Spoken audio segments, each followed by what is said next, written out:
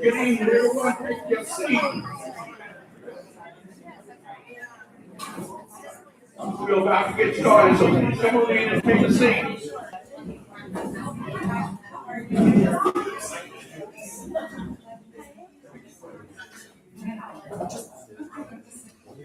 Okay, thank you. Thank you.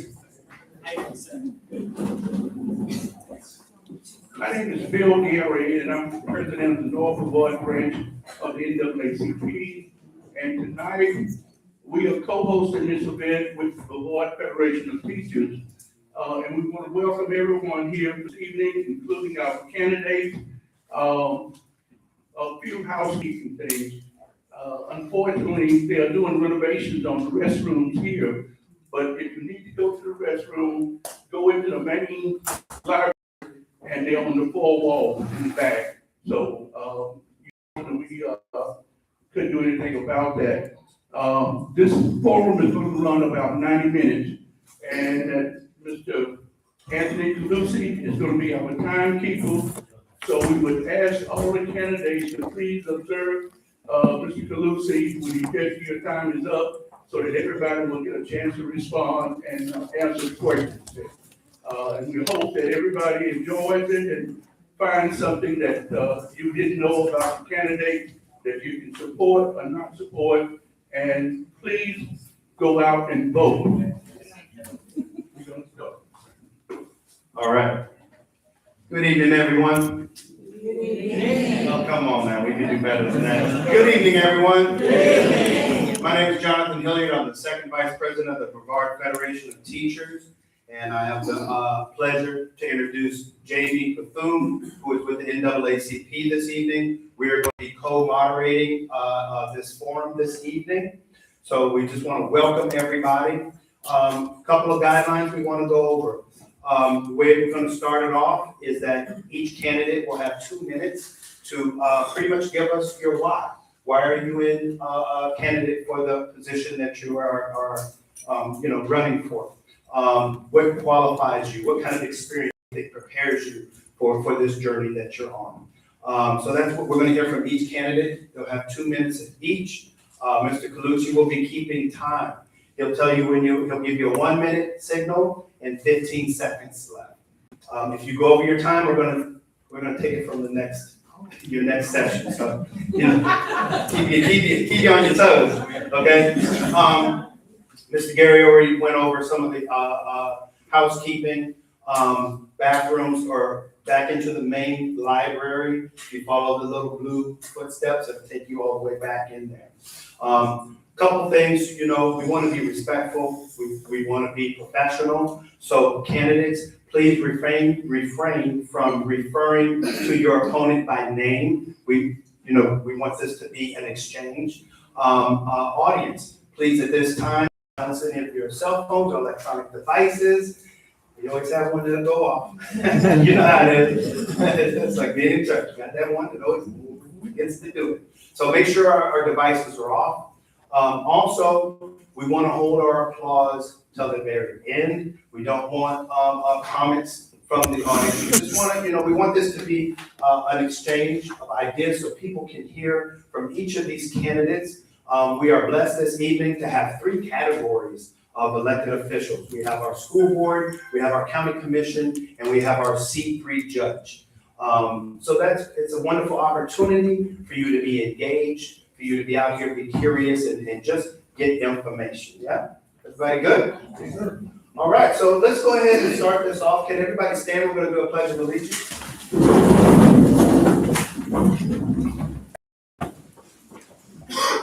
I pledge allegiance to the flag of the United States of America and to the republic for which it stands, one nation, under God, indivisible, with liberty and justice for all. Thank you. Okay, let's, Anthony, are we ready? I'm ready. Okay, let's start on this side over here. So what we're looking at is 2 minutes. We want to know your why, and what experiences or whatever you think prepared you for this journey that you're getting ready to get on. Good evening, everyone. Good evening. I'm Mike Lloyd. I'm running for County Commission District 1. And I've been a long-time resident of Titusville, Florida. My family moved here in 1980, and I was 2 years old.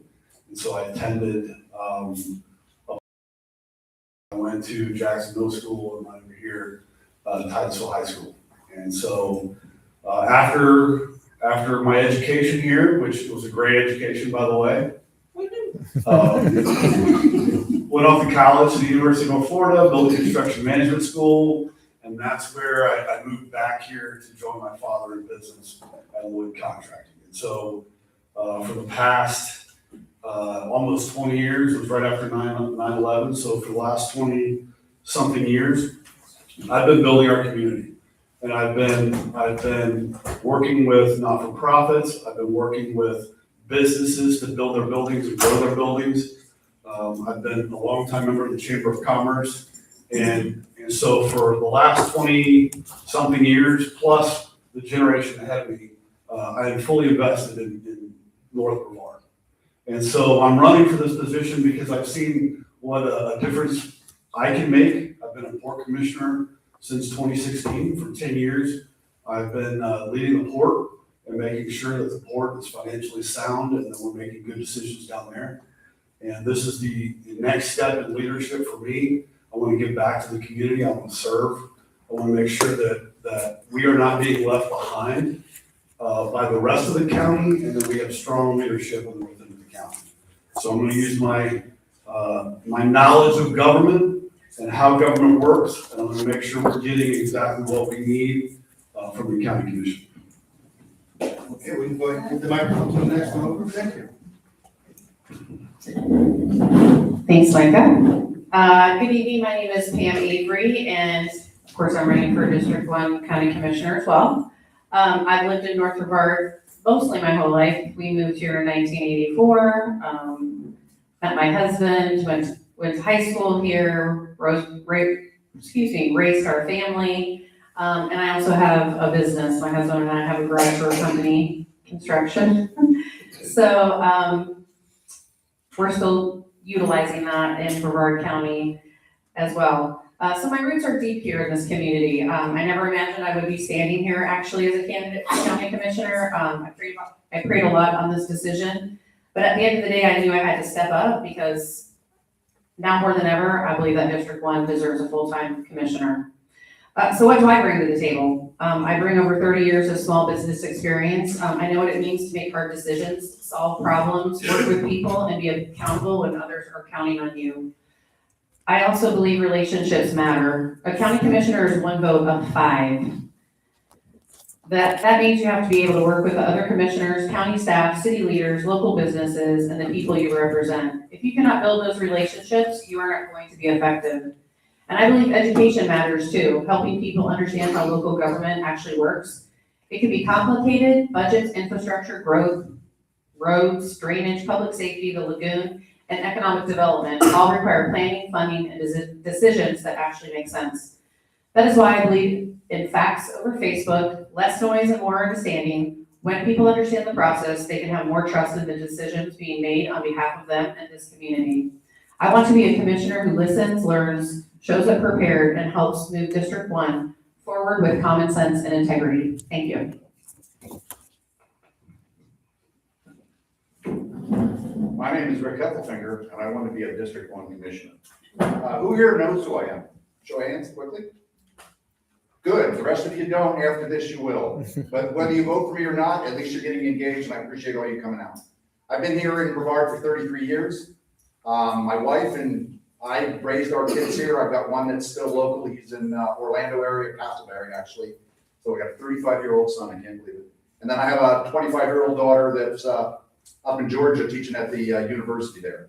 So we've got a lot of time in. Why am I here? Why am I running?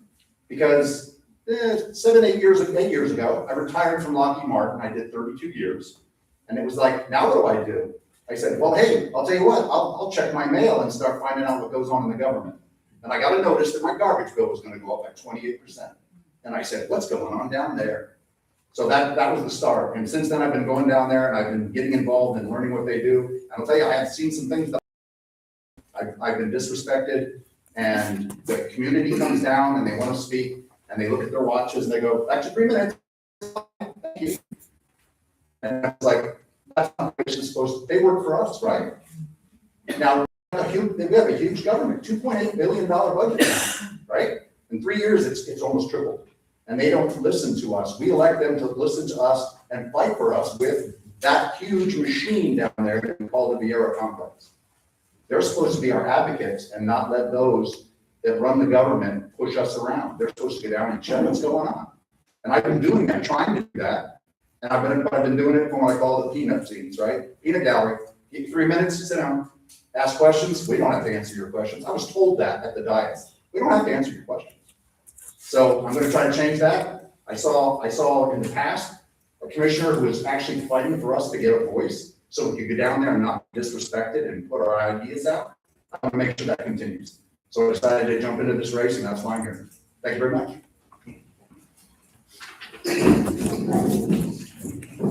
Good afternoon, everybody. My name is Nathan Slusher, and I'm running for Brevard County District 1 for one reason. Our infrastructure in District 1 has failed. When the rain hit in October, every person in this room either flooded or you knew somebody that flooded. Our storm drains need help. Our canals need cleaned out. Our ditches need scraped. Our pipes need replaced. The roads have potholes, and if we have a $2.8 billion budget, we shouldn't have a dang pothole. Our infrastructure needs some serious help, and that is why I'm running.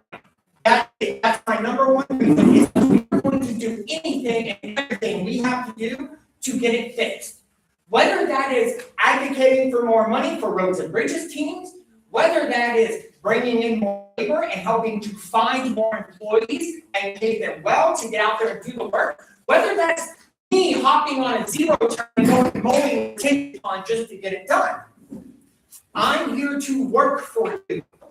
I don't want to sit down and tell you how to live your life. I want to go out there and fix the infrastructure because I am tired of seeing houses flood. I own a renovation and remodel company, and we are repairing houses that went through the flood. And some of it is, it's hard, what people went through. And I want that fixed. And I know everyone I meet wants that fixed. So I'm here for you to get the infrastructure repaired before we grow so much that we can't. Okay, we've heard from our county commissioners. Now let's hear from our school board candidates. Well, hello, everybody. How you doing? My name is Tara Coach G. Gibson. I am running for Brevard County School Board District 1. I'm so excited to be here. We've had forums in 2, 5, and as if you've been following me, y'all know I've been ready for this one, right? So I'm excited to be here. I'm ready for it. And that's the thing about me. I want to make it one our priority. I've been hearing what everybody's saying. It sounds like although we're different in some ways, we're all in the same room. We have a common denominator. District 1 needs to become our priority. And that's what I want to do, right? I want to be your voice. I want to advocate for you, right? And there's no strings attached, right? I live a life of service. I have a track record. Everywhere I go, I bloom where I'm planted. Right. You can track my track record. I have a passion for you. I have a passion for people, and I have a passion for education. That doesn't change with me, right? I'm just taking this to another level so that I can support you in this district. I've been here since 2017, right? I work here. Me and my mom have been here, and I love this community. We came here because of the cost of living. We came here because we have an opportunity to continue our life as a family. And so I want to do that for everybody here. And some things that I have a concern is like, we have 60 schools in District 1. 10 of them are Title I schools, right? Which means there needs some help not only for our students, but for the people that live here, that need opportunities, right? And so I want to have a wholesome approach in regards to make not only our schools better, but our community better. And I believe that you guys support me, stand behind me, because my bishop said, if you call yourself a leader, but there's nobody following you, you're just out for a walk. So I need y'all to follow me, okay? Well, good evening. My name is Megan Wright, and I have had the proud privilege and honor of serving as the school board member for District 1 for the last 4 years. It truly has been an honor of my lifetime. We have done some amazing work that what we've seen in District 1 and as a county as a whole, we've taken our district from being a B-rated district to an A-rated district, which is tremendous. We also, we've implemented new programs, we've built a couple schools debt-free, and honestly, there's still more work to do. So the reason that I'm running for school board again is because my goal really truly is to take our district to a top 10 district. I believe we send people to outer space here. There is no reason we should not have the best schools that exist in the state of Florida. So we are on that trajectory right now. I believe in the people that we've hired. I believe we have the right team in place, but it is like planting a seed. You have to continually water it. And that's what we're currently doing. I'm born and raised here in Brevard County. So I was born at Cape Canaveral Hospital. I met my husband here. We raised our family here, own businesses here. And then just got to a place of, you can be one of two things. You can be a person who complains about a problem, or you can be a person who steps up and tries to fix a problem. And so in 2022, that's when I decided I'm going to step up and try to fix a problem rather than complain about problems. Which led me into this wild journey that I've been on, which is on the school board. So like I said, it has been an honor and a privilege. I'm grateful to serve the District 1 representatives, all the families. We've done some amazing stuff. We look forward to continuing to do. And again, I would love to have your vote and your support to continue the journey that we've already done and keep that trajectory moving forward. Thank you. All right, now we're going to hear from our C3 judges. Good afternoon, I'm Jimmy Tucker, and I'm running for Brevard County Judge Group 3 here in Brevard County. The actual office will be here in Titusville, so I would be back here. And I really look forward to the opportunity to let you know a little bit about me. I'm looking to serve our community. I believe that I needed to do this because if I didn't step up and do it, who would step up to the calling? I've been an attorney for about 32 years. I actually came here from court. So I have a lot of courtroom experience. I can hit the ground running. My husband and I we obviously reside in Brevard County here. We have a family. I am absolutely committed to equal opportunity. I didn't think it would go by that fast. I am committed to equal opportunity and equal rights in the courtroom for all people. I know the law, I understand the law, I've practiced the law, I understand the courtroom system, and I will serve our community by delivering, as I said, equal justice for all.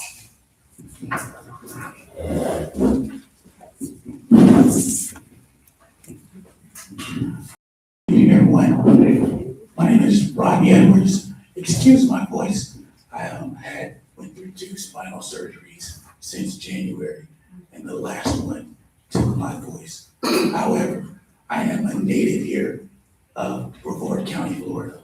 I grew up here, graduated from Norman High School.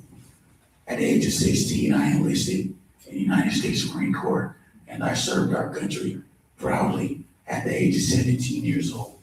And I've done nothing but serve my community. I've served it with veterans organizations. I've served it with community service organizations. The past president of the South Brevard branch of the NAACP. I'm a past worshipful master of Eugene C. Johnson Lodge, number 318. I'm also a past devotee of Osiris Temple, number 67. You look at my career, it's been dedicated with service. I have been practicing about 17 years. However, in that period of time, I have done extensive areas of practice that many people have not done. I have the opportunity and the pleasure to serve the residents of the city of Bombay as their deputy city attorney for the last 10 years. And in that capacity, I have actually fought for the residents.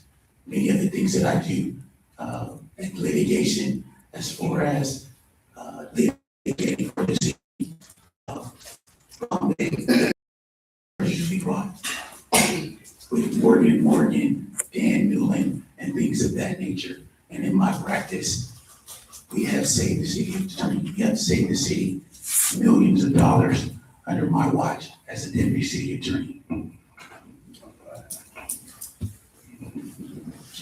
I have to work this microphone. All right, thank you all so much. Okay, we're gonna go to the first question will be for our county commissioners. Jamie, you want to give our first question? If elected, how would you better collaborate with North Brevard government leaders to improve infrastructure and economic development in North Brevard? Okay, we'll do the same as before. We'll start at one end and work over. Actually, we started over there. Let's start here. Thank you for the question.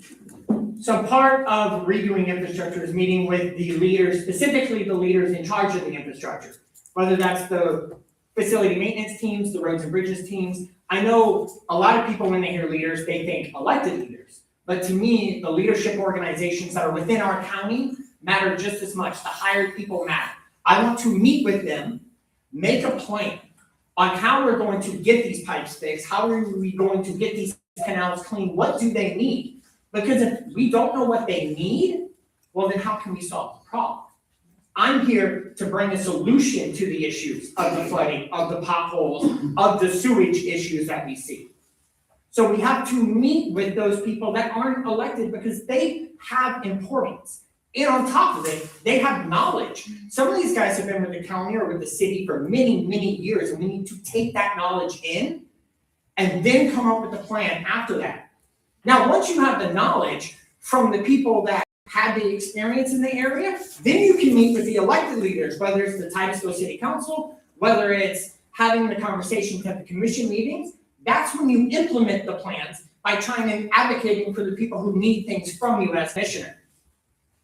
And if they don't need money or they don't need motions to be done, well, then you get out there and you work. Because labor is still important, and I believe in hard work. So I will happily hop on a truck and go with these teams that need help in the field to get the infrastructure fixed. Okay. If elected, how would you better collaborate with North Brevard government leaders to improve infrastructure or economic development in North Brevard? All right, thanks for that. Infrastructure, I don't know if you've been hearing all the talk of busting the cap about what we're looking at a budget these days. The term kick the can down the road has been used too. I've used it. In the past, we have not been, I say we, our government has not been focusing on infrastructure. Because quite frankly, we're growing like crazy. Did we have flooding 10 years? No, we did not. What's changed? We're building control.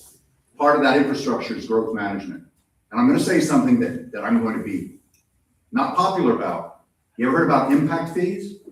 These are the fees that when somebody builds a new housing development or somebody builds a huge building, they offset the cost to the community. That's called an impact fee. We haven't updated impact fees in 25 years. So these guys are coming in and they're building and they're impacting our way of life. And we're paying for it because the county, hey man, the road needs to be widened, but we don't have any money. Yeah, they do. It's called us. That's got to change. I know building and everything is great, revenue, right? Ooh, let's build, let's bring in new jobs. Well, what about the rest of us that already live here? So they need to be better neighbors. I love space, I love rockets. As I said in one of the county commission meetings, I'm not willing to spend another $1,000 on my taxes for watching your rockets. They have to be good neighbors. So we need to do that. And the county commission has been pushing back. They do not want to. But I think we have to. We need to look at those. They were studying them. They did not make a decision.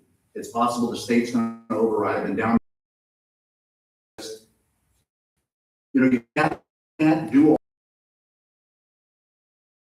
We're not the ones driving on the road. We're not the ones that are dumping extra water in. Those people need to help us or we're going to be in trouble. Smart growth and getting the people that are impacting us to help pay for it. That's what a good neighbor does. Thank you. All right. If elected, how would you better collaborate with North Brevard government leaders to improve infrastructure and economic development in North Brevard? Well, unfortunately, we lost our North Brevard Economic Development Zone, and so we kind of have to start from scratch. And North Brevard has always kind of been last in line. So it kind of goes back to those relationships because as a commissioner, I am one vote. And it takes collaboration with the rest of the board, at least 2 people, to get those things moving in this direction. It also takes the leadership in our communities. We have one city, it's the city of Titusville, obviously. So collaborating with them as well, the council, hoping that they update their charters and things of that nature. But again, it goes back to relationships. I like to call myself a problem solver because I believe that everything has a solution to it. So we need to focus on what's important and make sure that we can together with not just the other commissioners, but also the leaderships in the city council, the everyday leaders in our community all the people that we would be representing. We all need to collaborate together. No one's coming to save us, to be perfectly honest. So, we need to start making those decisions and bringing some really good incentives and different things to the agenda that we can get voted on so that D1, that wealth can come our way as well. So that's what I believe. Okay. If elected, how would you better collaborate with North Brevard government leaders to improve infrastructure and economic development here in North Brevard? So I think it's kind of 2 separate questions, but they kind of fit together fairly well. So I'm going to address the infrastructure first. And I think that one of the things you have to do is be able to pay for infrastructure. And so I think that understanding where the money's coming from and understanding that there's state and federal grants and positioning yourself in a position as a community that you have projects ready to apply for, ready to be in position for, is very important. One of the things we're having a hard time doing as a community is spending the Indian River Lagoon, tax that we've all agreed to. We've all done this half-cent sales tax. And the communities don't have the projects ready to actually save the lagoon. So I think planning, I think one of the things I've heard recently was the city of Tazewell hasn't studied their stormwater plan since 1966. So I think you start with planning, and I think you get a plan, and then you start working with your other community leaders, other towns, with the county, and you start getting a plan together of how are we gonna get the money, and then how are we gonna spend the money wisely. What are the most important projects first? On the other side of things, I think we do have to work with, everybody here needs a job. Everybody needs to be able to pay for things. They need to be able to pay for their house. They need to be able to pay for their groceries, their gas. So you don't dump the entire burden on a company like Blue Origin or SpaceX that comes here. But you do go sit down at the table and you say, how are we gonna partner to support our schools? How are we gonna partner to make our community better? They want our community to be better, just like we do. So I'm willing to work with state leaders, local leaders, federal leaders, and actually get something done.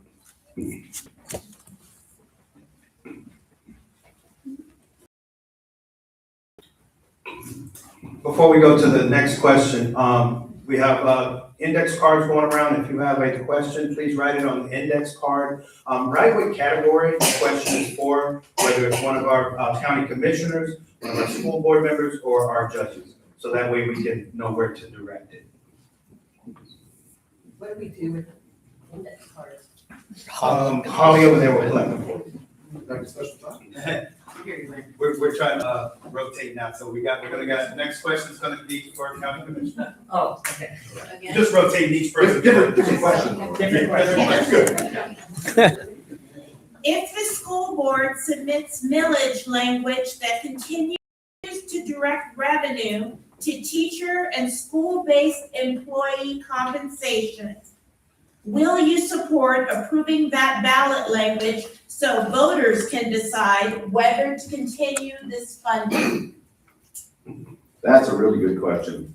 And I have gone on the public record. I was a little angry that we had language on the ballot that said we were going to pay the new teachers, pay teachers more, to find out that increase goes across the board.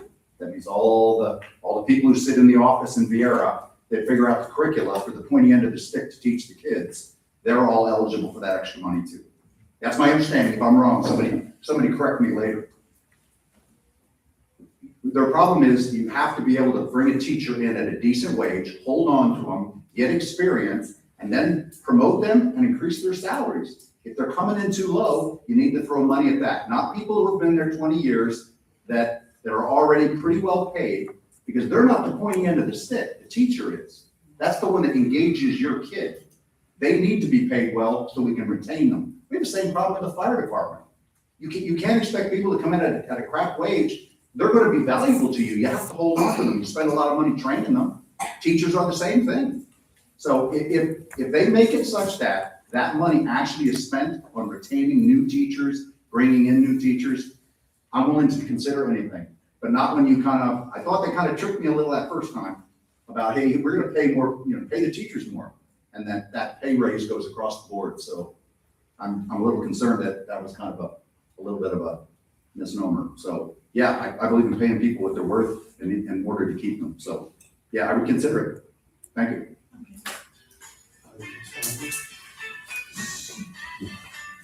If the school board submits millage language that continues to direct revenue to teacher and school-based employee compensation, will you support approving that ballot language so voters can decide whether to continue this funding?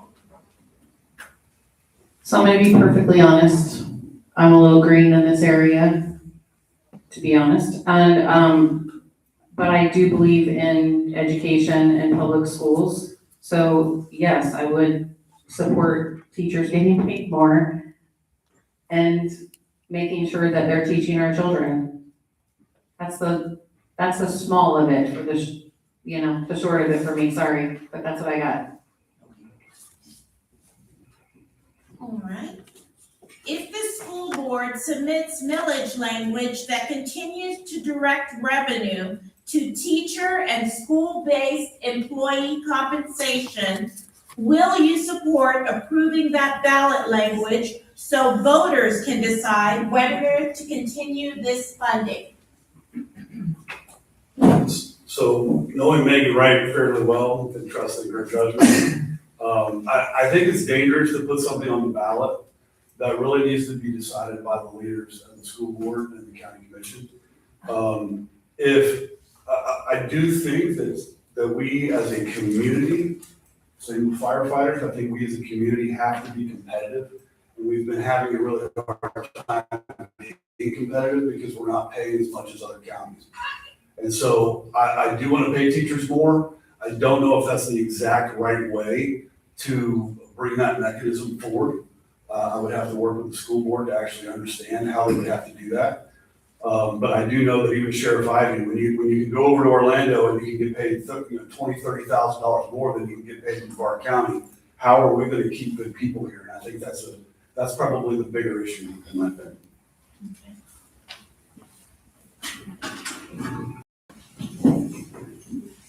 All right. If the school board submits millage language that continues to direct revenue to teacher and school-based employee compensation, will you support approving that ballot language so voters can decide whether to continue this funding? Thank you for the question. So I want to take a second to make sure it's understood what's being asked. When the school board wants to put millage language on the ballot for you guys to choose, it doesn't go from the school board to the ballot. It has to come through the county commission. Okay, that's one of the questions up there. My thing is that if our school board is choosing something and you guys have elected them to represent you and they're representing you to put this on the ballot so that you can decide, why is the county commission going to stop that? It's only there for legal purposes at that moment. I trust our school board to handle the schools. I'm running for county commission. I'm not running for school board.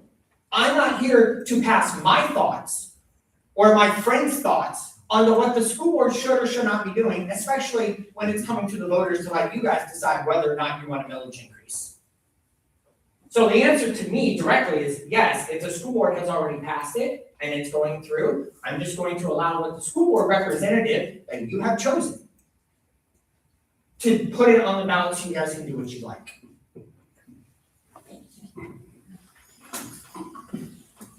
Okay, next is going to go to our school board candidates.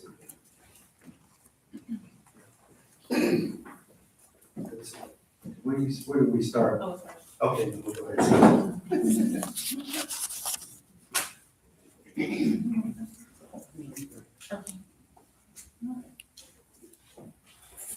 If elected, how do you plan to address the mass teacher exodus from Brevard County schools?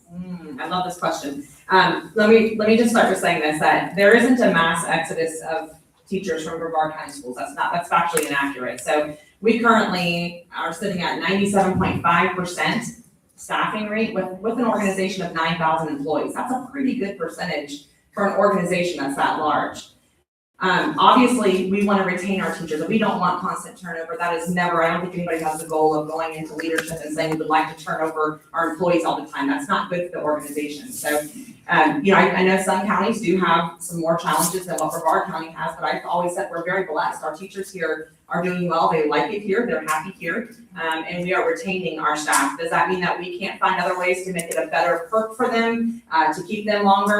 Rick, I would love to educate you on the millage because that there's some information there that you probably need to know. But I'll educate you on that at a different time. But yeah, I think that we will always strive to make our work environment as good as it possibly can be so that they're happy to go to work. And, teachers go into this line of work. It's not because most of them, I say this all the time, they didn't go into teaching because they thought one day I'm going to be a millionaire as a teacher. That's not why they went into it. It's a calling of the heart. They want to make a difference in the world, and you can see the difference that they make in the world truly through teaching in the classroom. And so whatever we can do to make that work environment a better place for them, I will support that always.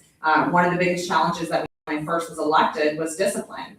it seemed as though kids were not being held accountable. They were sent to the front office, given a lollipop, and then sent back into class, and not being held accountable for the things they had done. And so that was a challenge, and we're still working through that. When you're dealing with the element of children, everybody in here who has kids know that that is a teachable moment, right?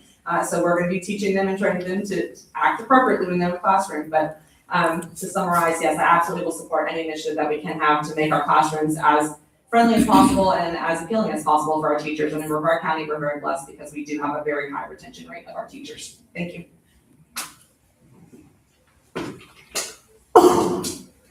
If elected, how do you plan to address the mass teacher exodus from Brevard County schools?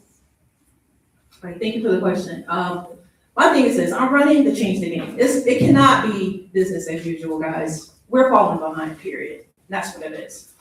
We did a study and we're working on it. Like, I have a great team, research team. The 5-year district plan states the turnover rate here is 40%. It is extremely high, okay? I'm in the schools daily, all right? My job, I work with dual enrolled students, okay? I'm visiting the schools. I'm boots on the ground, so I'm hearing what teachers are saying. I'm hearing how things are being run. They need help. We're in a crisis, right? And so one of the things I'm proposing that I'm gonna do, I'm not just running because I don't have nothing to do, guys. I'm running to make a difference. I have a life. I have things going. I run a nonprofit. I have my own, I work full-time. I have my own personal business that I do. So I'm getting things done. But I'm telling you, I'm running because it's time to stop cheating our teachers. It's time to change the game. I'm gonna create a pathway and I'm gonna work with, that's why we have our partners in collaboration with these people we're talking about down here. We don't need all of them. We don't need all of them. We need a pathway to 100K. Our teachers should make 100K, period. If you do that, that'll crush a lot of the problems that we're having, right? We've always cheated our teachers, and now that I'm on order and we're trying to look at it, like I said, I'm Coach T, so I have an athletics background. I work in the pros, the NBA. I see all levels, college. We have kids that are leave our county that become millionaires in college because of NIL deals. Who preparing them? Who getting them ready? Who are they leaving behind? So we have to create a pathway to get our teachers to 100K, and that's what I'm proposing. You provide the money, they will come. Yeah, I understand it's a hard thing, but bruh, it can't be a hard thing when your heart is heavy, when you don't know how to take care of your kids, when you don't know how you're gonna pay your mortgage, your car payment. You lose the heart. You lose the heart for your kids. Do it, and everybody understand that. I tell my students all the time, money isn't everything, but it is everything. And so that's what I propose to do, to work together to get us to that path. Okay, thank you. Next question. What role should the teachers' union and other employee unions play in this school district? And again, that piggybacks on what I just said. So working with the union to get that type of pay, working with whoever our partners are. The thing about it is, guys, like I said, I work with some of the best athletes in the world. Even LeBron James, Kobe Bryant, Michael Jordan, they have coaches. They have people that help them, train them, oversee them, right? So, man, humanly, you can't trust us. I'm just gonna keep it real. You can't trust us. We're human, right? And so the thing about it, you have to have oversight. You have to have people advocating for you, right? The union and the other unions advocate for these people. You're dealing with a multitude of different personalities, different family types, different cultures coming into our schools, right? So there's prone to have incidents. Whenever you have people involved in anything, you're going to have incidents happen. So you have to have processes in place where people who need assistance and need guidance can go to. So the unions play a very important role in advocating for our teachers, protecting our teachers, okay? They're dealing with our most precious gift. You cannot tell me you love your kids and then you expect these teachers to take a bullet for them? If something happens and pops off in school, you want the teacher to give their life for $40,000, $50,000 a year? What are we doing? How are we respecting the teachers and what they do? So I'm sick of it. I know they're sick of it. Pay them what they're worth, have people advocating for them appropriately, and now we can get to business. Now we don't have to worry about turnover. Now we don't have to worry about it. We can focus on things that really matter, like infrastructure in our schools, creating a positive culture in our schools so kids want to come to school and not be bullied. Teachers not be bullied either, because teachers get bullied too. I heard that too. I'm hearing it, I'm listening to y'all, right? We have to do a whole revamp of these processes to get our schools up to date with the culture.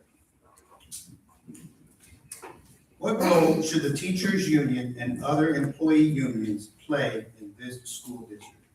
Well, when I was elected in 2022, I definitely said to you guys when we first sat down and interviewed that I would love nothing more than to be able to put the union out of business. Not because I don't like unions, I know that that's how that will be spun, but because I think that our vision should align to some degree, right? Unions should be advocating for their employees, and the district should be advocating for their employees as well. Now, there are times when that can't always align based on different things that are being asked from one side or the other. And so honestly, I think working with the union and collaborating with them on ways to find a win. And a win isn't always 100% of what one side wants and what the other side wants. That's the whole reason we negotiate. Negotiating means both sides are gonna walk away with something that they want, and both sides might walk away with something that they didn't get that they wanted, and that's called negotiating. That's okay.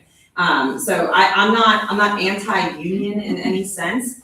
I want to work with the union. I think we have worked very well with the union in the last few years. Now, sometimes one of the nuances of this role is that you kind of become a game of telephone, right? So the union goes and they negotiate to the district, and the district comes back to the school board, and the school board has to give the district theirs, and it becomes this game of telephone where you're going back and forth. And part of that is very frustrating, honestly, because it seems like, why can we not just sit down and talk to each other instead of having to go through these channels? And sometimes it gets lost in translation. What the school board has asked for doesn't make it to the union, or sometimes what the district has asked for and the school board has not agreed to has made it to the union, interestingly enough. So those are some of the challenges that we face, and I think that we'll work through those. I think that's the nuance of the system that we have. But I'm not anti-union in any way, shape, or form. I want our union to advocate for our employees, and if they see something that they're talking to all the teachers that we're not aware of, I absolutely would hope they would bring that to the school board and tell us, hey, this is an area that we can improve, and we would work with you on that.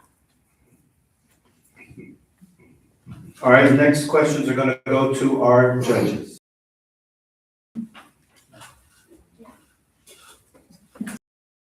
We need to record this What is your judicial philosophy about the school to prison pipeline?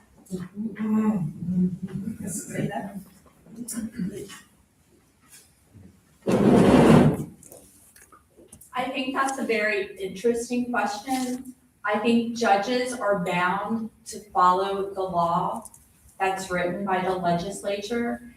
If there is a issue, I think that courts should provide equal opportunity, equal protection, and equal rights to all people who come before it.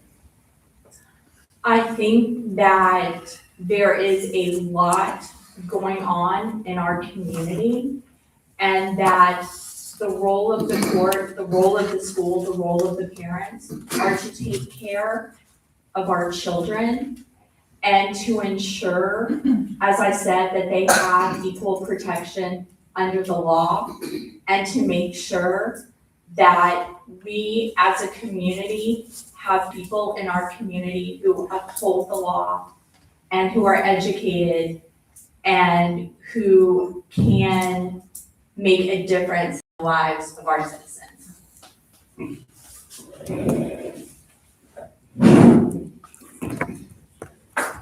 What is your,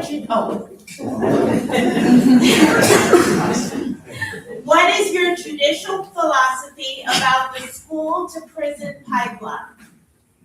Thank you for that question. I'll start with my judicial philosophy, and it's very, very simple. When you elect us to become a judge, you're electing us not to create law.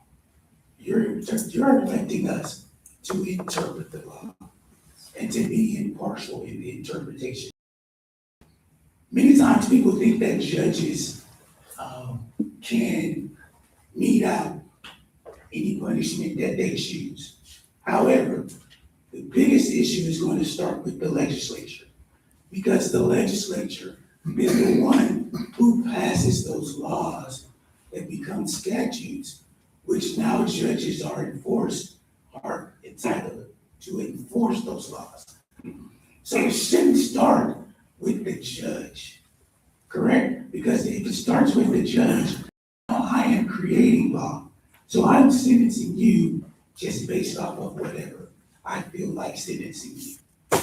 The issue that we talk about with the prison pipeline is very near and dear to me, because one of the things that I've done throughout my entire career is to work with the youth here in the state of Florida.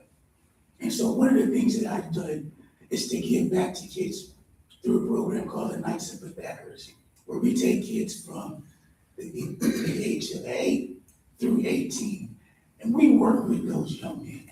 We instill with them. We teach them how to tie a tie. We teach them how to stand up. We teach them how to shake a person's hand. We teach them how to look a person in the eye. We teach them how to behave, so that even when they don't have those things in the house, they have somebody outside that they can take or have an example of. And so that's what my answer would be for the prison pipeline issue.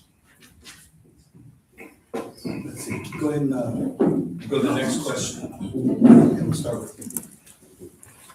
How should the court system respond when school employees are victims of threats, assaults, or harassment? Once again, I'm going to say the same thing. The way the court should respond is the way that the laws are written. It wouldn't be equal justice, and it wouldn't be fairness if each judge got a chance to sit on the bench and then issue out rulings based on whatever their feeling was about said issue. That's where you go back to having judges creating laws. That's also where you have people that do what is known as forum shopping. So if I think that this judge is going to max this kid out, let's put this case before Judge so-and-so. And that's not how justice should work. Lady Liberty has a blindfold over her head, over her eyes, and she has the skills of justice. And one of the things that you will notice is that when the judge comes on the bench with a black robe on. All the other lawyers, we look as fancy as we can. We look as blinged out as we can. However, the judge comes in a black robe. He's covered, so he is not a part of the case that's actually going on. He's sitting back like a referee.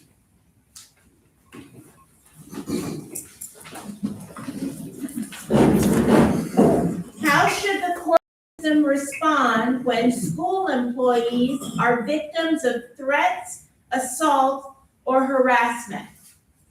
I think the court system should respond just as the court system would respond to anyone who is a victim of harassment or bullying. If the law is there and a person followed the law, then the court should determine whether or not the person's behavior violates the law. If so, the court should take action and appropriately mete out punishment, or if there is discretion in the legislation, an appropriate response to what has happened. Because you have to consider all facts and circumstances when you're a judge in court. You have to apply to the law to those facts and circumstances, and you have to mete out the appropriate punishment to ensure that our society is protected.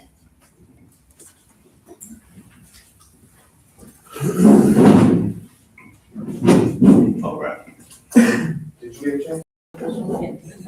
All right, what we'd like to do now is to take some questions from the audience. Okay. Are there any more? Are there any more? What we're gonna try and do is get some for the commissioners, some for the school board, and some for our judges.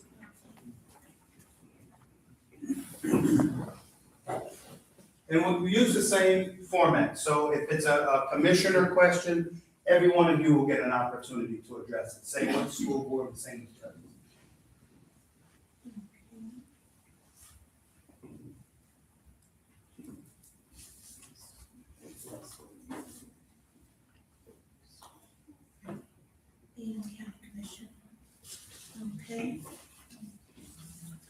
With property tax reform on the horizon, Brevard County will see a forced reduction to the ad valorem portion of the general fund budget by $40 to $50 million. Will you cut services to the residents and visitors of Brevard, or will you seek creative means to replace lost revenue to keep services status quo or better? Are you in favor of seeking new revenue sources through additional sales taxes? If not, specifically, which service will you cut first? Pam. Yeah.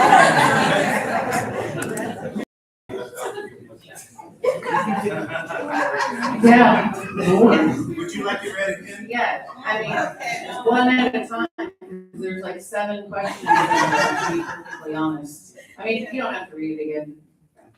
I mean, the gist of it is, yes, I'm sure this is going to, come to fruition, because everyone's gonna probably vote for it, it's gonna be on the ballot, and it's probably gonna go forward. We're gonna have to get creative. We're gonna have to look at a lot of different things, probably make some cuts. Not necessarily to services, because the way that I'm understanding it right now, and we won't know actually until it comes in to law, that it will, how much it will affect us. It's the homestead people. So do we want to tax the visitors that come into town? We have a ton of tourism. I sure would like for them to pay for it. I think that's a good idea. I'm sure there'll be other taxes, and hopefully we'll have to work together and be creative to cut some of those things that we do have. Again, I think it just depends on whether or not, it passes, but I do believe that it will pass, and whether or not, we as a commission board, working with staff, working with other leaders in the community, how we're going to be creative and creating new taxes and who's paying for it. So that's what I think. All right. With property tax reform on the horizon, Brevard County will see a forced reduction to the ad valorem portion of the general fund budget by $40 to $50 million. Will you cut services to the residents and visitors of Brevard, or will you seek creative means to replace lost revenue to keep services the status quo or better? So I've been hearing about this for a while from the governor's office, and I really don't agree with his idea. I think it really puts a burden on small cities and counties. And so I'm with Pam that it sounds great on paper. So the average homeowner is going to vote for this because it's tax relief. And people vote for tax relief. So if it does happen, we're gonna have to make hard decisions.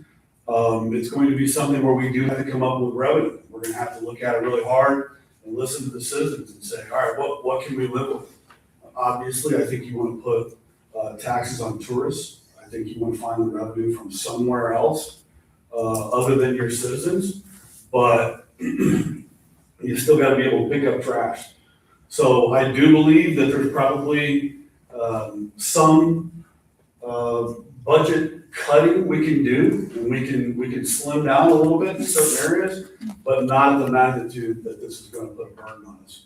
And so I think it's going to be important that the commissioners work together, the citizens get to say how they want to do it, you know. And I think there's even an educational factor before the election that says, can we afford this as a community? Can the state afford this? And so I think that it's so new, you know, it's been about a week. I think it's so new. I think people are still calculating, like, what is this actually going to do to our budget? And then what are the repercussions? Because Brevard's already kind of in a bad spot because we voted on the busting cap thing. You know, I think it was 2004 or something like that. So we're in a tough spot already. And I really think that we're gonna have to really think hard about some things to make some really hard decisions to keep our quality of life up.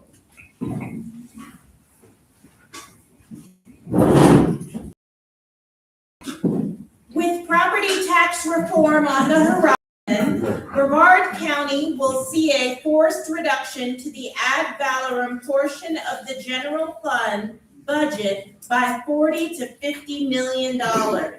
Will you cut services to the residents and visitors of Brevard, or will you seek creative means to replace lost revenue to keep services at a status quo or better? To answer the question, I absolutely support keeping us at the status quo or better. Now, when this came out, I got this question directly sent to me, I think the next day, whenever we all saw the news. What I went and did is I went and pulled the budgets from the last 6 years. Who remembers 2020? I really, that's good. Yeah. So the budget reduction will put us in the same exact place as we were in 2020. Do you feel like you have a massive reduction in quality of life from now as you did in 2020? I don't know about you guys, I know where I was in 2020, and I feel a lot better now than I did in 2020. So, I do not anticipate a whole bunch of services cut and wiped off at all. I'm out here to represent us as the people. If we choose to vote for this, I'm here to represent the people and support what the people choose. If we choose to vote against this, well, nothing changes, but I'm still here to represent the people. So if you guys choose to do property tax reform, then I say go for it. And we will work with whoever we need to work with to maintain our services at the status quo. It's already been said once tonight that we have a $2.8 billion budget. When people think about the budget, when I'm in the field knocking on doors and talking to people, they tell me there are 3 things they think their property taxes go to: fire, police, infrastructure, and schools, but that's separate. But for the county commission side, fire, police, infrastructure. With a $2.8 billion budget, you do not have as much going to that as you think it does. So I want to work to keep us exactly as we are, or better, as the question states. With property tax reform on the horizon, Brevard County will see a forced reduction to the ad valorem portion of the general fund budget by $40 to $50 million. Will you cut services to the residents and visitors of Brevard, or will you seek creative means to replace lost revenue to keep services at the status quo or better? Oh, this is a tricky one. Right now, when I get my tax bill and I have a problem with it, I only have to go to Vieira and scream at those people that are up on that dais. If we no longer have local control of our budget and it all is in Tallahassee, what happens then? Does the governor decide how much road improvement we need? Does the governor decide how many parks we should have? That scares me.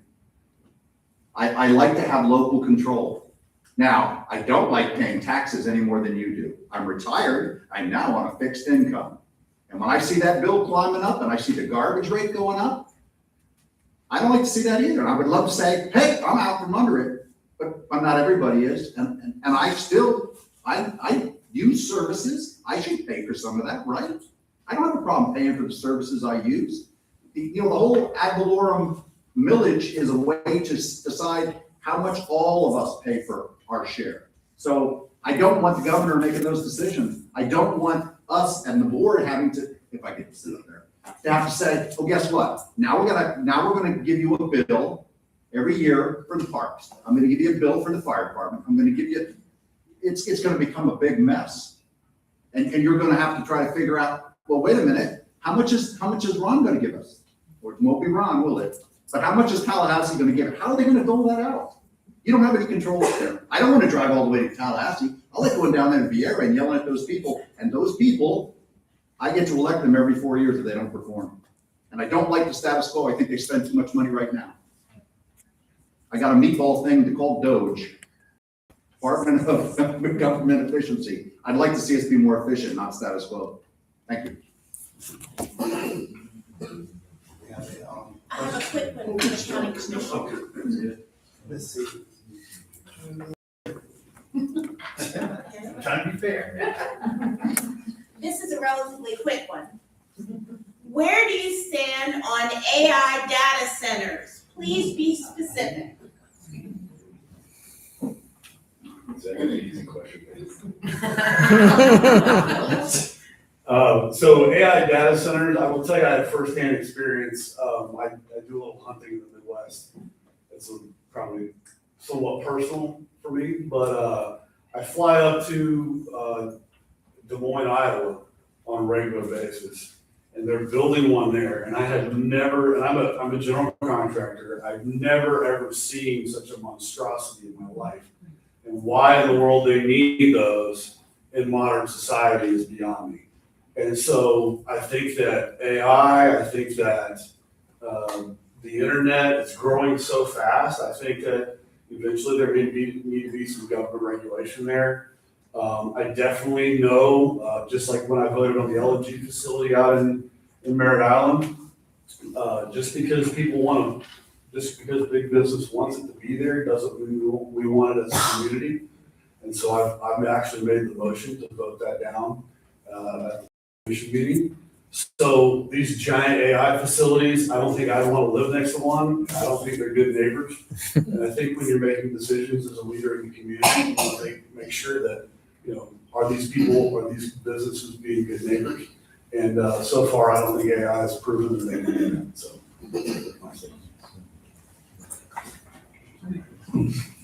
Where do you stand on AI data centers? Please be specific. No. I'm a no, guys. I'm not an AI data center guy. No. It's just no. Thanks. Can I have this time? Data centers are like anybody that tries to move in here. They buy a piece of property, they have to go down to the zoning board, they have to get zoning. Now, what should the zoning be doing? Looking at what resources we have, what impacts they're gonna be on our community. And I'll tell you right now, I don't think anybody wants one near them, for sure. For one thing, we already have a water problem. Has anybody else heard that? Yeah, we have a water problem. I understand that they pull those towers and they suck up a lot of water. So he says, we should just get it out of the ocean. Well, they don't like salt water because that corrodes the pipes. And they have an incredible power demand. And what happens when the demand goes up? Prices go up. So we'd all be paying for them. Again, impact fees, but this is beyond that. Those industries, I'm sure they have a place. They're going to give us a technology edge. We're going to need them, but we don't need them in a community inside of a housing where the houses are around them. We've got a lot of developments that have come in and they don't fit the neighborhood, yet somehow they get built. Data centers the same way.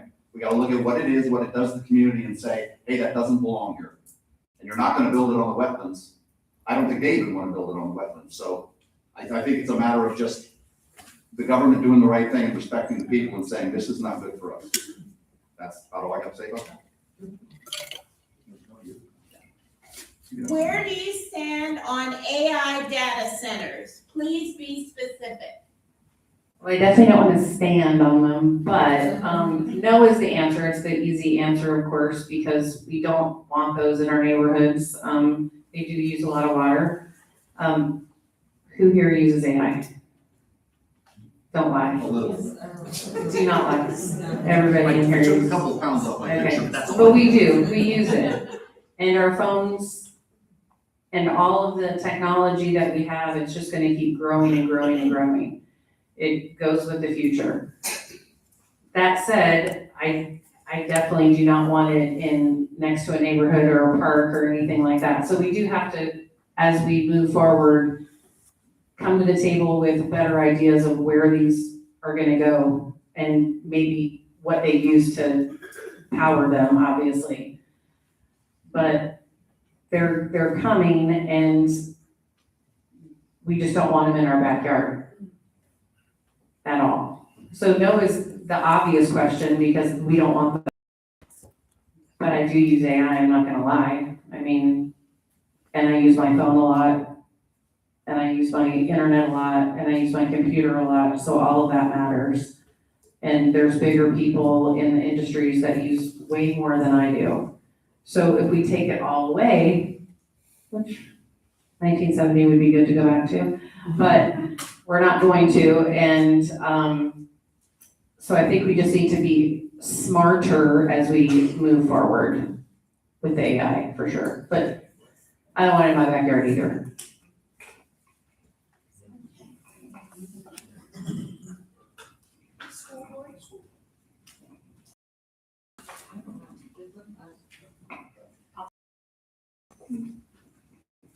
How do you intend to treat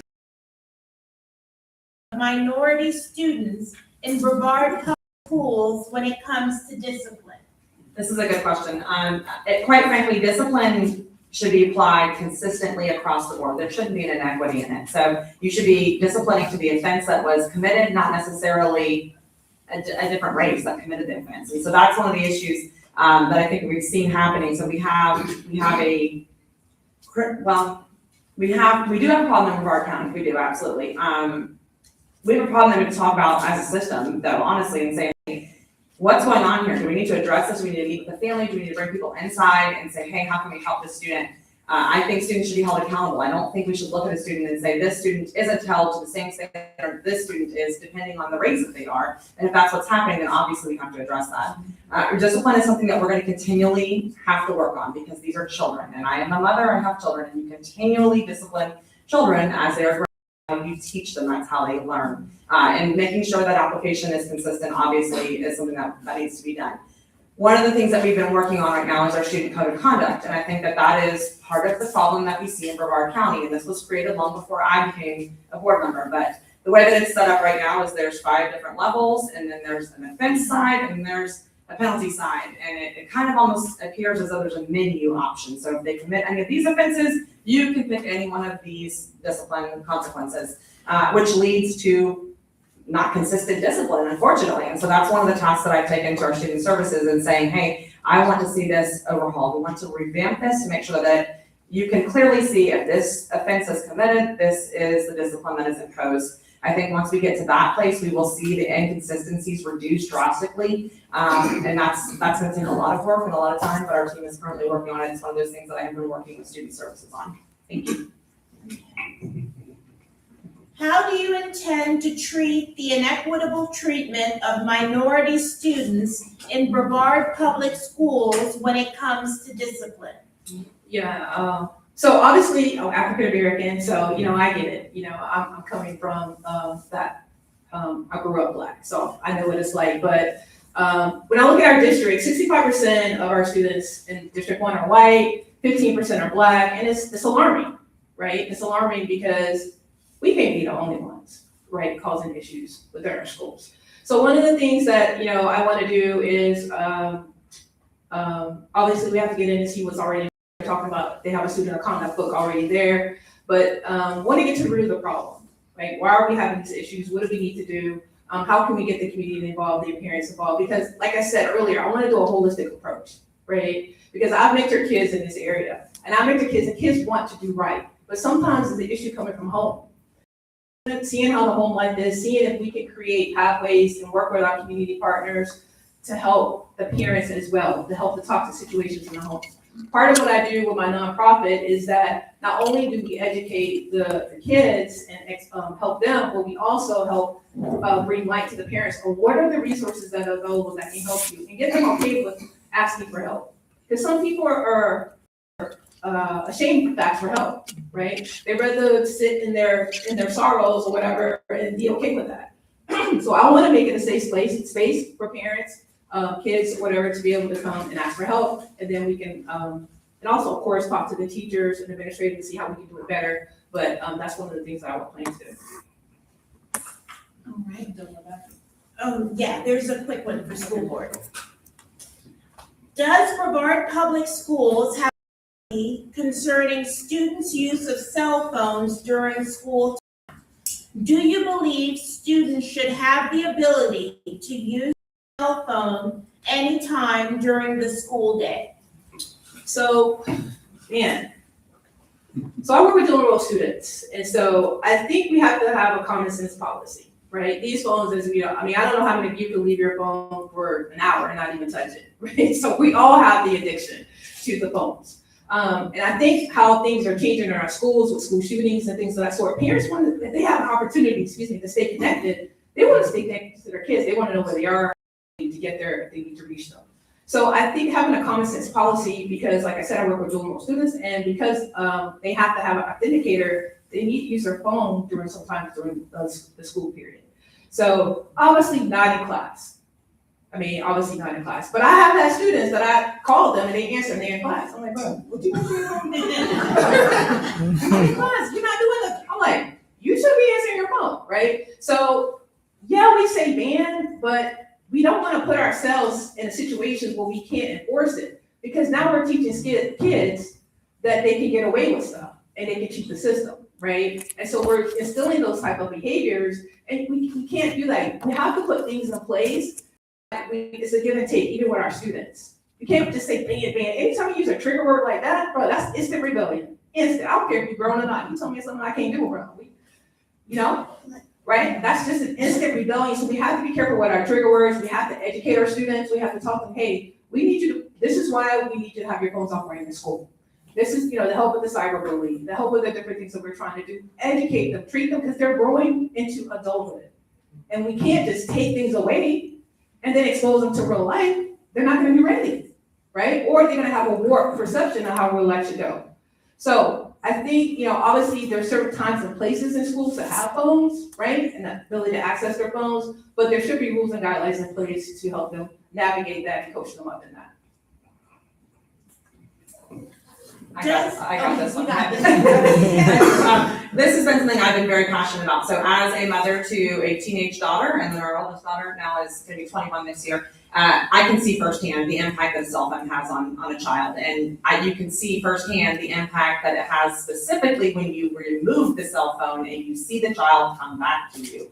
And one of the things that, we started with this whole idea of no cell phones, and at first it was, okay, not during class time. We're still gonna let them have it when they walk in between the halls and then the cafeteria.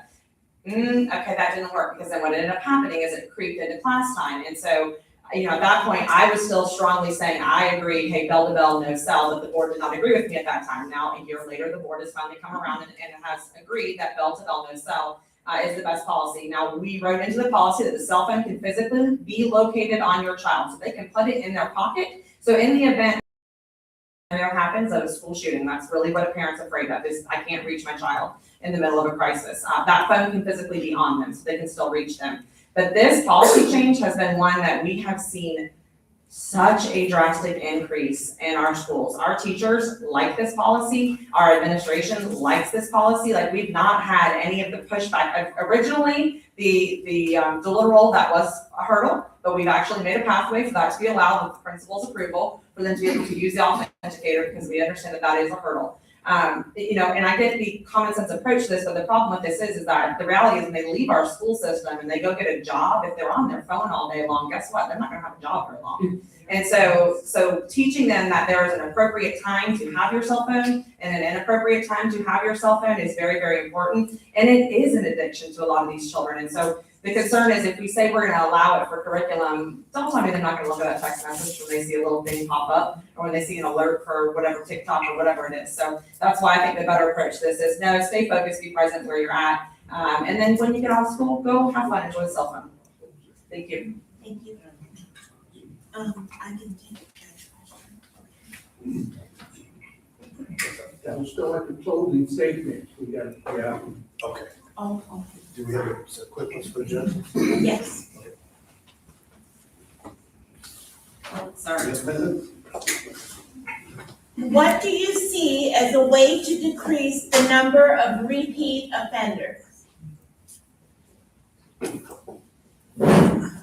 I think the way to decrease the number of repeat offenders would be education and training, of course.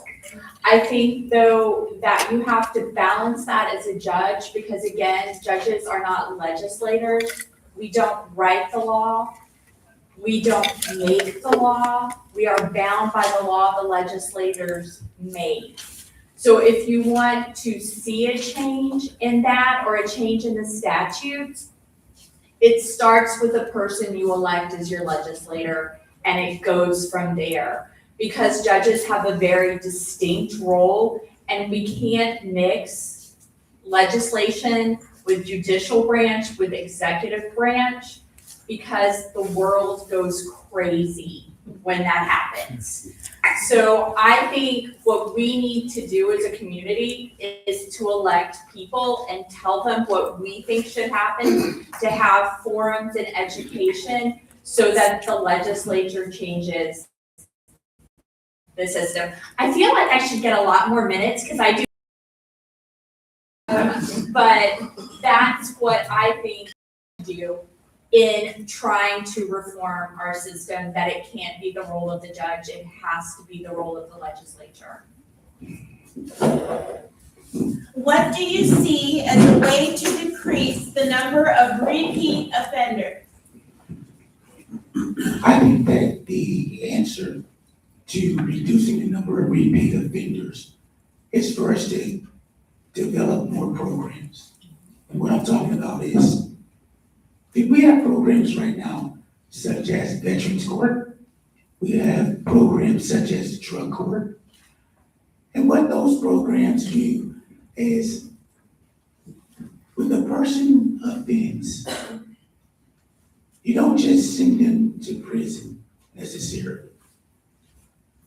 With Drug Court, we send them through training programs. With Veterans Court, you'll find that many of the veterans that offend have issues, PTSD.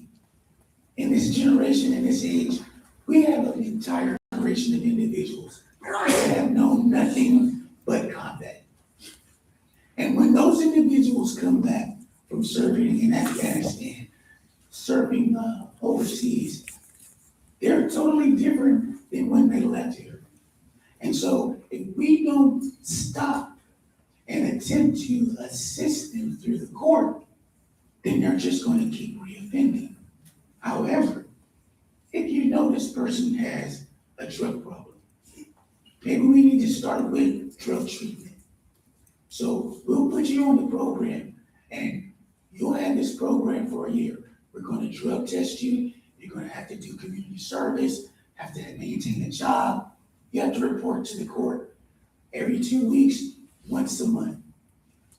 Those are the programs that you assist with recidivism. The next thing that you have to do is, once they're released from prison, where are they released to? Are they released to a halfway house? Or do we just release them right back out into the community? Those are the things that we need to do. All right, we'll keep it there. We're gonna go to our closing statement, so 1 minute. We're gonna have 1 minute for closing statements. Anything you would like for the audience to know, or anything that you didn't get a chance to express? As I said here tonight, it was ironic because as a deputy city attorney for the city of Bombay for the last 10 years, I don't know how many of these meetings, city council meetings, community meetings, I have sat in. And it's refreshing to hear the public ask a member, what will you do when you get into office? And every one of the things that you guys asked today can't get done without a city attorney. Because even though you make those suggestions to them, they don't do anything.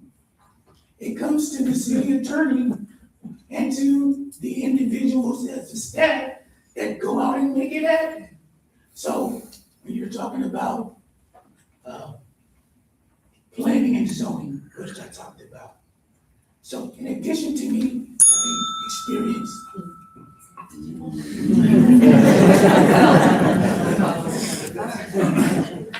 Okay, so be strict with that.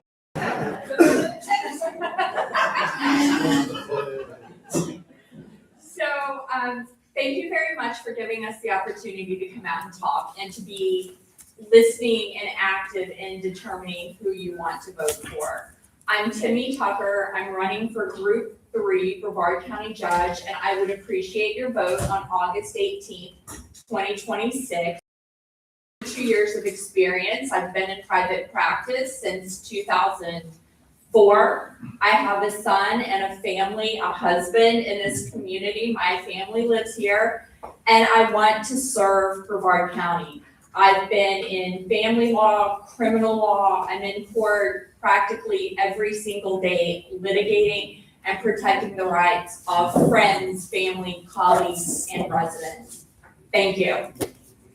All right, let me not talk really fast. My name is Megan Wright, and I am running for school board. Like I said before, it has been my honor, my privilege to serve District 1 for the last 4 years. And should I be elected again, I look forward to really trying to take District 1 to the top. So out of the 16 schools that we have, I'm happy to report that 14 of those schools have either maintained or increased. Some of them have increased by 15 points. So we have been working hard. We are on the right trajectory.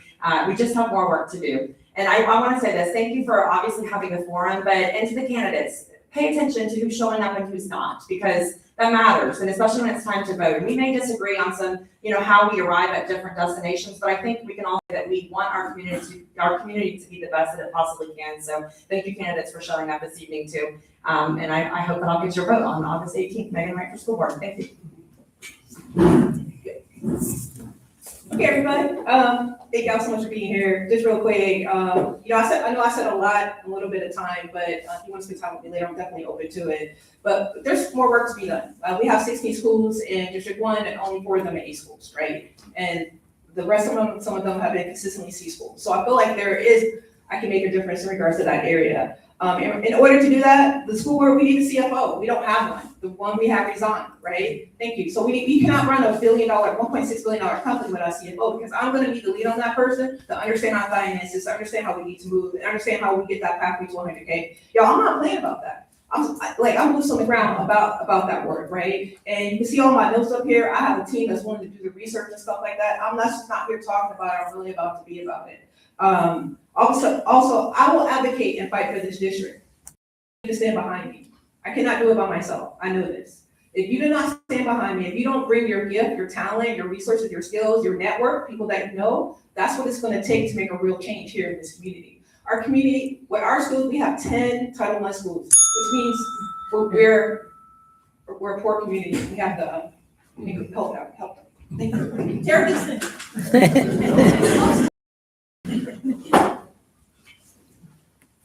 I want to thank everybody for coming out tonight. It really means a lot that you're all here. And my closing statement is real simple, guys. If you are looking for somebody to go to work for your roads, for your canals, for your ditches, to stop the flooding, to fix sewer problems, someone who's going to work with the city councils, someone who's going to work with community leaders, and you want somebody to solve your issues, my life motto and my company motto is to be the solution. That is what we live by every day. I'm here because I'm asking you to hire me in November, because I want to go to work. Thank you all. Vote Nathan Slusher in November. I hope to get all your support. All right, let's try to avoid that bell. Yeah, Rick Heffelfinger, District 1. I've been engaged with the community and with the council down there. And again, like I said, I have seen some things that I don't like. I think there's a lot of improvement. I think the way that we take on these, we've been booming in growth, right? No wonder we flood. We need to address the growth problem. I mean, everybody who lives here goes, I don't want those people here. But they do, they bring jobs, right? They bring revenue. Everybody loves that, right? But it's gotta be smart growth. And those people that come here, they need to be good neighbors and they need to help us pay for the stuff. Growth always kind of seems to always happen. Now, we can go no growth. I mean, I'll talk about that too. But we do need to have jobs for people. We need to have people paying bills. Companies pay bills just like we do. Big industry, they pay bills. So we do need that to keep the roads. It can't all be on us. And that's what I'm talking about, smart growth. They can't move in here, have us pay for all their infrastructure, and just because we get some good paying jobs. Because a lot of people retirement community too. District 1 has a lot of retired people. And we're not looking for jobs. We're just looking for standard of living. Thank you. Thanks, everyone, for being here tonight. I know I'm kind of new at this, but I definitely need to be here. At the end of the day, this race is about representation, relationships, and result, and District 1 deserves a full-time commissioner, and that's what I want to be. Somebody to show up, deal with facts, and build those relationships needed to get things done. I can't promise to fix everything. I will not make that campaign promise. It won't happen overnight. But I can promise to work hard, listen, learn, and stay focused on what is best for District 1. I'm kind of tired of District 1 being the afterthought up on our commission board. It happens more than I'd like to say. We deserve a seat at the table and a strong voice, and a commissioner who is fully invested in this community. Remember that as commissioners, we're all part of this community. We live here, we love living here, we want what's best for everything, and what we make those decisions, that affects us as well. So I would be honored to earn your vote, because I truly believe that there is better. Thank you.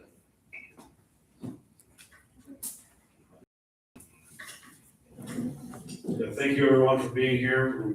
I'm Michael Boyd for District 1, but I'm here because I want to leadership is service, and I want to lead the community in a service-oriented way. I think one of the questions tonight kind of said what we may be headed into in District 1 and as a county, and I think that it's like a job interview. You guys are the bosses and we're the applicants, and so you're looking for the most qualified candidate. And I think that I'm the one that has the track record at the port. I led the port through COVID. We had almost 70% of our revenue was cut, and we didn't tax the people.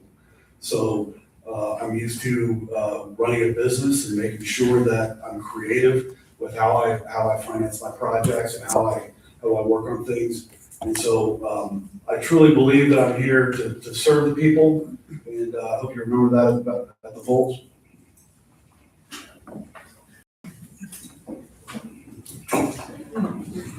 All right, thank you all so much. You all have been a very respectful, caring audience. Let's give these candidates a really warm